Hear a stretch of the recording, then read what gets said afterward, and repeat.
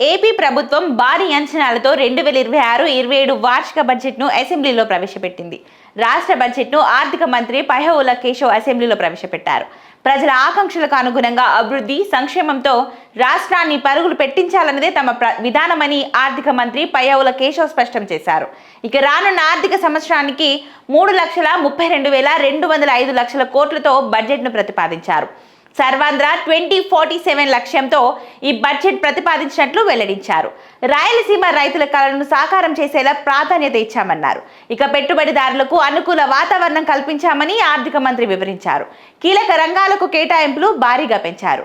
Revenue వ్యాయం 2,56,143 కోట్లు కాగా మూలధన వ్యాయం 53,915 కోట్లుగా పేర్కొన్నారు. ఇక రెవెన్యూ లోటు 22,002 కోట్లు, ద్రవ్య లోటు 75,868 కోట్లుగా అంచనాల్లో వెల్లడించారు.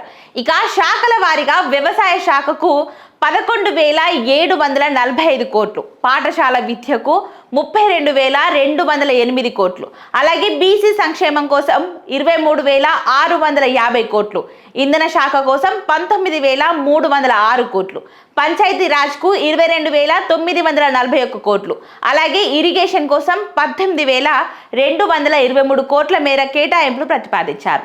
ఇక అన్నదాత సుఖీభావ కోసం 6,600 కోట్లు, మత్స్యకార సేవకు 600 కోట్లు, ధరల స్థిరీకరణకు 560 కోట్లు కేటాయింపులు చేశారు. అలాగే మౌలిక వసతులకు ప్రాధాన్యత, విద్య, వైద్యం, మౌలిక వసతులకు బడ్జెట్ కేటాయింపులో ప్రాధాన్యత ఇచ్చారు.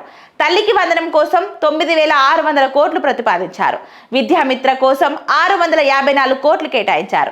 పోలవరం కోసం 6,105 కోట్లు ప్రతిపాదన చేశారు. ఇక మున్సిపల్ శాఖకు 14,358 కోట్లు, ఈడబ్ల్యూఎస్ సంక్షేమం కోసం 10,699 కోట్లు, అలాగే అమరావతి కోసం 6,000 కోట్లు, ఉన్నత విద్య కోసం 2,556 కోట్లు, మహిళా శిశు సంక్షేమం కోసం 4,581 కోట్లు ప్రతిపాదించారు.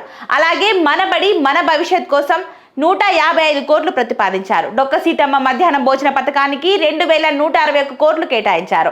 స్కిల్ డెవలప్మెంట్ కోసం 1,232 కోట్లు, సాంఘిక సంక్షేమ శాఖకు 11,118 కోట్లు, స్కాలర్షిప్ కోసం 3,836 కోట్లు ప్రతిపాదించారు. అలాగే 30,000 కోట్లతో హార్టికల్చర్ క్లస్టర్ను ఏర్పాటు చేస్తున్నట్లు ప్రకటించారు.